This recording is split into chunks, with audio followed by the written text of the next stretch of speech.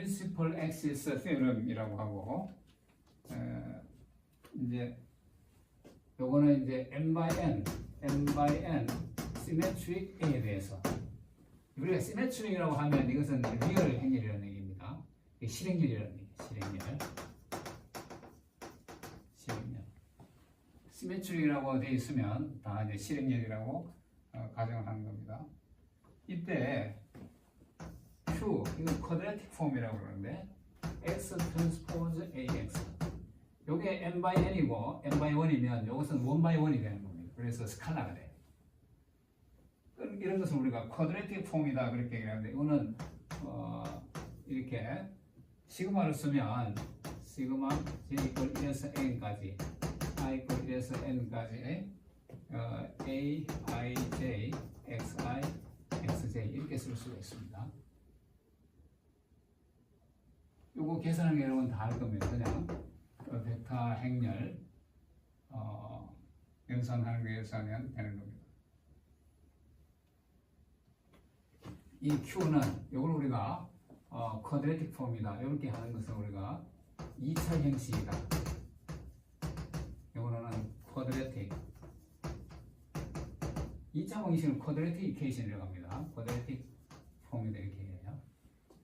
이거는 x 이퀄 p 이 y에 의해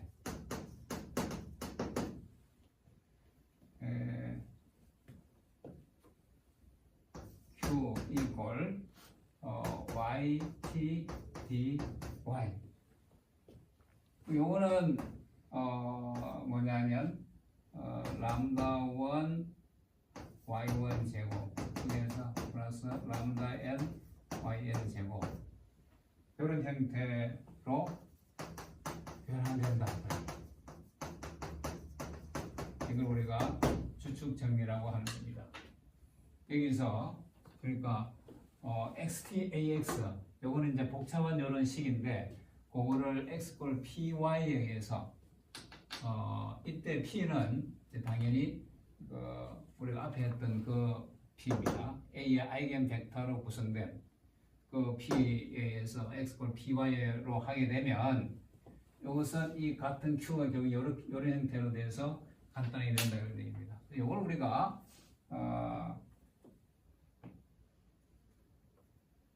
캐노니컬 폼이다 영어로 그렇게 하고, 우리가 뭐 주축 형식이다 이렇게 해요. 이 말은 중요하지 않습니다.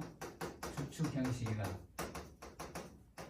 요거는 2차 형식이고 요거는 주축 형식이다 또는 캐노니컬 폼에서 표준형이다 이렇게 얘기해요. 여기서 P는 앞에서 했지만 x1에서 xn A의 아이겐 벡터로 구성된 겁니다.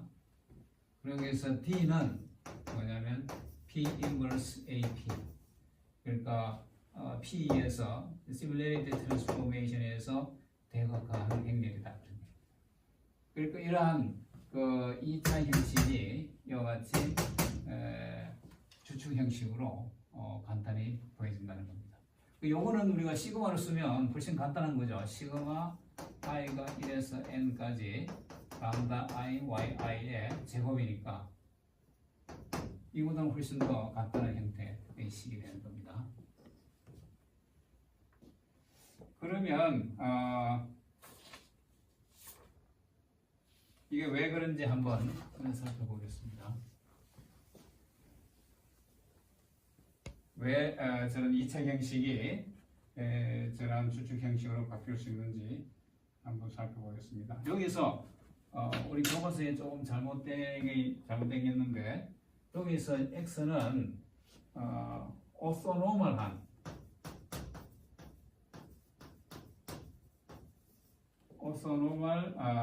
아이겐 벡터인 아이겐 벡터 of A. A에 오소노멀 하다는 건 오소고널하고 노멀 하다는 건 크기가 1이라는 얘기입니다. 서로 직교하면서 크기는 1이다 그런 얘기야. 그러니까 이 말은 xi 내적 xj 하면 제로예요. i하고 j가 다르면 그렇고, 그 다음에 xi의 크기를 구하면 노음을 하면 다 1이다 이런 얘기. 이쪽에서는 이 과정이 빠져 있습니다. 이 과정이 들어가야 돼요. 오소노멀 아이겐 벡터일 때 이제 이렇게 되는 겁니다. 왜 그런지 한번 살펴보겠습니다. Q가 X 트랜스포즈 AX입니다. 이때 A는 우리가 시메트릭 매트릭스라고 생각하는 겁니다. 그 다음에 여기서 X는 PY라고 보겠습니다. 물론 P는 방금 저기 봤지만 아이겐 벡터로 구성된 행렬입니다. 근데 아이겐 벡터, 그냥 아이겐 벡터 하면 크기가 1이 아닐 수 있는데, 우리가 앞에서 A가 시메트릭이면 이것의 시메트릭이면 N개의 아이겐 벡터가 존재하고 그것들은 서로 오소노멀 하다고 그랬어요. 그런데 크기는 1이 아닐 수 있는 거죠. 근데 그 크기를 1로 다 만들어주는 게 오소노멀 하다는 겁니다. 그러니까 X 고유 벡터의 크기가 1이 아니면 그 고유 벡터의 크기로 나눠주면 그 벡터의 크기는 1이 되는 거니까 항상 만들어줄 수가 있어요. 그래서 다시 이걸 대입을 해보면 X 대신에 Y 트랜스포즈 P 요거의 트랜스포즈니까 Y 트랜스포즈 P 트랜스포즈 되고 A가 되고 X는 다시 PY가 되는 겁니다. 그런데 이게 오소노멀 하면 여기 오소노멀 하면 이것은 P 인버스가 돼요. 그러니까 여기 P가 오소노멀 하기 때문에 오소노멀 하면 그러니까 모든 벡터들이 크기가 1이고 서로 직교하면 그거는 다시 말해서 오소노멀 하기 때문에 이것은 이 행렬은 오소고널 매트릭스가 돼요. 오소고널 매트릭스이기 때문에 이 트랜스포즈는 인버스하고 같아지는 겁니다. 그러니까 이것은 Y P 인버스 AP 하면 이게 D가 되는 거죠. 그래서 이런 식이 나오게 되는 겁니다. 그러면 이제 예를 하나 들어보겠는데 Q가 쿼드래틱 폼이 이제 17 x1 제곱 빼기 30 x1 x2 더하기 17 x2의 제곱 이것이 128이다. 그 2차원 공간에서 2차원 공간 x1, x2가 있습니다. x1, x2가 있는데 이러한 식을 만족하는 그것은 어떤 그래프가 되겠느냐 그런 얘기예요. 그러니까 이게 여러분들 이제 고등학교 실력 가지고는 이게 쉽지가 않죠 하는 게. 근데 여기서 이거를 한번 풀어보겠습니다. 우선 요 Q를 x1, x1, x2 이렇게 할 수가 있어요.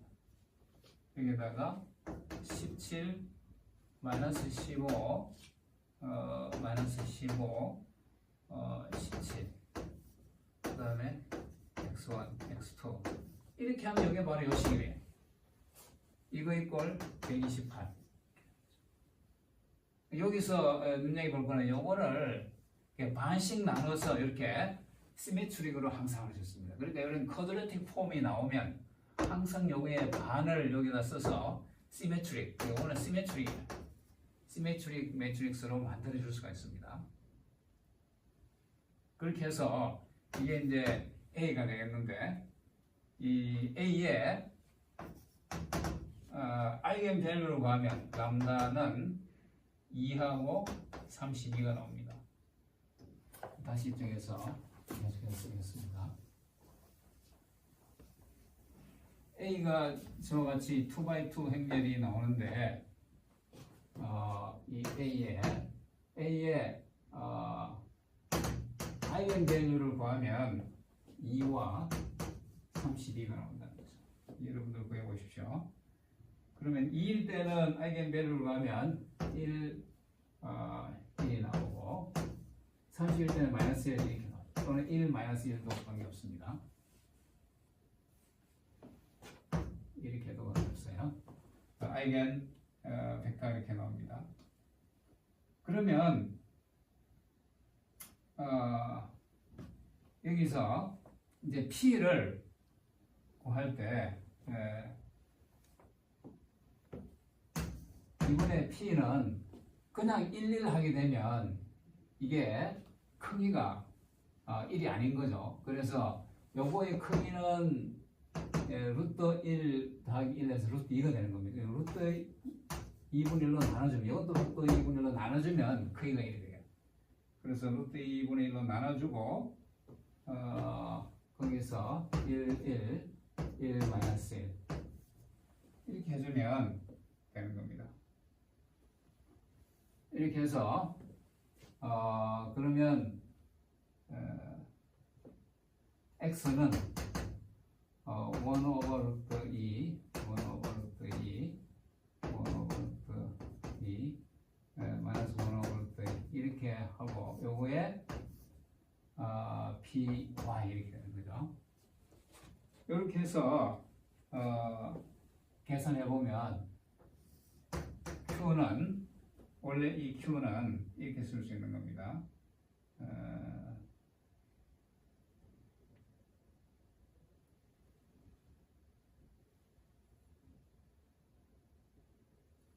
y1, y2 그 다음에 여기는 아이겐 밸류 2하고 0, 0, 32 이거에 이제 y1, y2 이것이 이제 128 이렇게 쓸 수 있는 거죠. 요거는 그러면 정리하면 2y1 제곱 더하기 32 y2의 제곱 이꼴 128이야. 그러므로 32로 128로 나눠주면 8제곱분의 y1 제곱 그 다음에 2의 제곱분의 y2의 제곱 이꼴 1 이렇게 나와요. 이것은 바로 타원의 식이라는 걸 알 수 있습니다. 이거는 일립스라고 해요. 그래서 요 원을 그려보면 이거는 이제 x1, x2인데 요게 이제 요게 y1 요게 y2가 되는 겁니다. y2가 되고 이제 y1, y2에 대해서 타원인 거죠. 근데 이게 장축이 8이고 여기에 8이고 마이너스 8 그러니까 2하고 마이너스 2가 되는 거죠. 그리고 xy 좌표상에 그리면 타원은 타원인데 이렇게 누워있는 타원이 되는 거죠. 그래서 우리가 주축이라는 걸 이런 걸 우리가 주축이라고 해요. 주축 principal axis.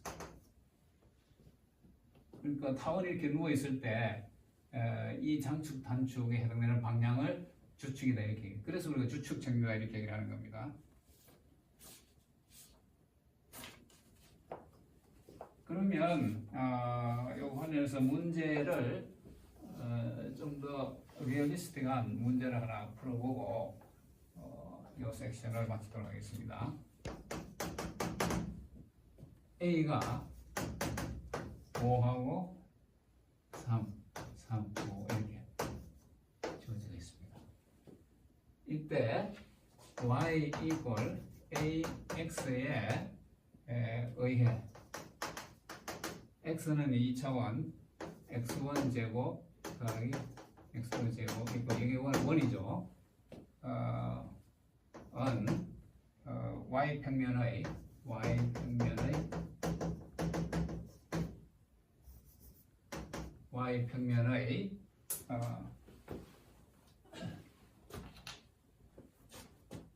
어디로 몇 배이 되느냐.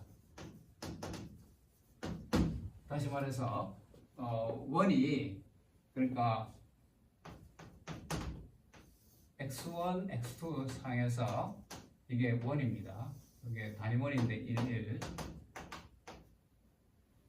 근데 이것이 이제 y평면에서 매핑이 된다는 거죠. y1, y2. 여기서는 이제 어떻게 되겠는가 그런 얘기. 그래서 요 점은 어디로 매핑이 되고 요 점은 어디로 매핑이 되는가 이런 것을 구해보라는 얘기입니다.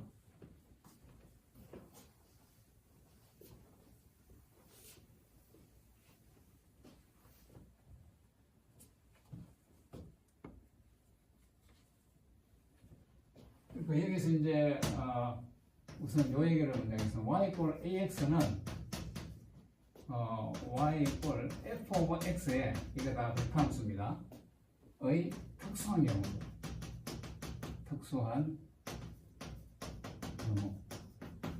다시 말해서 일반 이게 비선형 함수일 수 있는데 이것은 이제 선형 함수가 되는 거죠. 그래서 이걸 우리가 선형 변환이다. 선형 변환이다. 리니어 트랜스포메이션이라고도 하고 선형 함수라고도 하고 선형 함수. 그 변환이나 함수나 매핑이나 다 같은 말입니다. 펑션이나 트랜스포메이션이나 매핑이나 다 같은 의미예요. 그러면 y 이퀄 ax라는 거는 그러면 x는 a 인버스 y인 거죠. 지금 우리 경우는 a의 역행렬이 존재하기 때문에 a 인버스 y 이렇게 쓸 수 있고 a 역행렬은 우리가 쉽게 구할 수 있습니다. 디터미넌트가 5, 25 나누기 빼기 9 하면 16이 돼서 16분의 5 그 다음에 마이너스 16분의 마이너스 3 마이너스 16분의 3 16분의 5 이거에 y 이렇게 되는 거죠. 그래서 이거를 다시 풀어서 쓰면 이제 여러분들 감을 좀 갖게 하기 위해서 풀어서 보는 겁니다.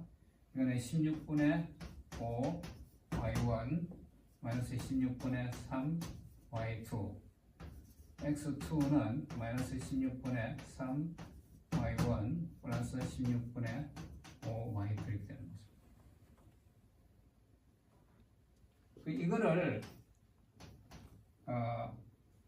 x1 제곱 더하기 x2 제곱 이꼴 1에 대입을 하는 겁니다. 그러면 y에 대한 식이 나올 거 아니에요, 그죠? 그래서 그거를 식을 구해보면 그러므로 17 y1 제곱 마이너스 30 y1 y2 플러스 17 y2의 제곱 이꼴 128 이렇게 나옵니다.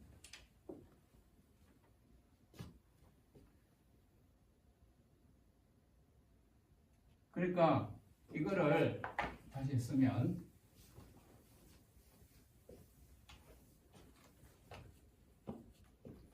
아까 우리가 원의 식은 이렇게 쓸 수 있어요.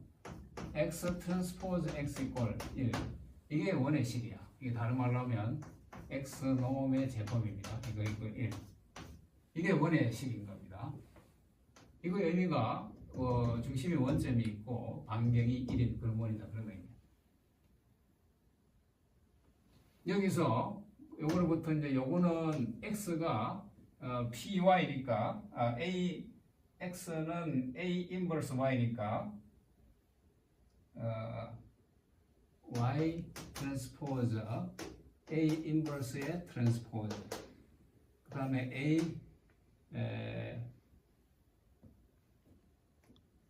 인버스 y 이렇게 되겠죠. x 트랜스포즈 x라는 게 결국 이렇게 되고 이것이 1이라는 거죠.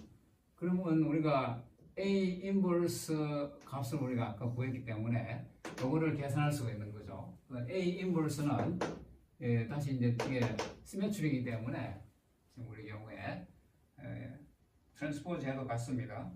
그렇게 해서 이거를 계산하면 16제곱분의 34 계산해 보십시오.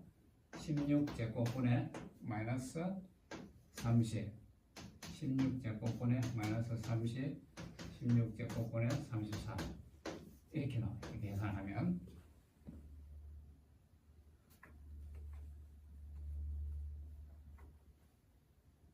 그런데 또 요 식을 가지고 다시 벡터 행렬식으로 쓰면 y 트랜스포즈 17 마이너스 15 마이너스 15 아까 우리가 했던 그 식이 다 그대로 나오는 겁니다.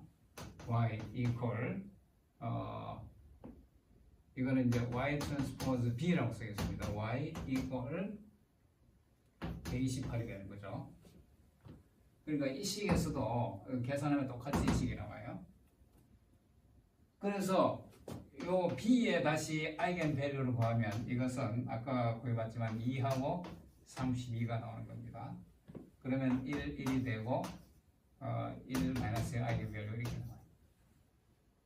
그러면 아까와 똑같이 이제 p를 구하는데 p는 요거를 예를 들어서 x1이라고 하면 x1 논분의 x1 이러면 이것이 이제 크기가 1이 되는 거죠.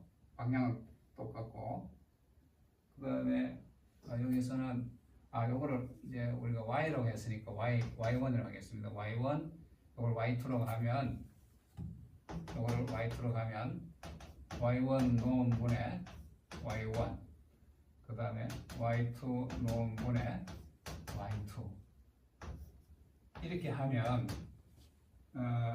이는 아까 우리가 했던 거하고 똑같은 겁니다. 1 마이너스 1 이렇게 나오고 그러면 이제 추측 정리해서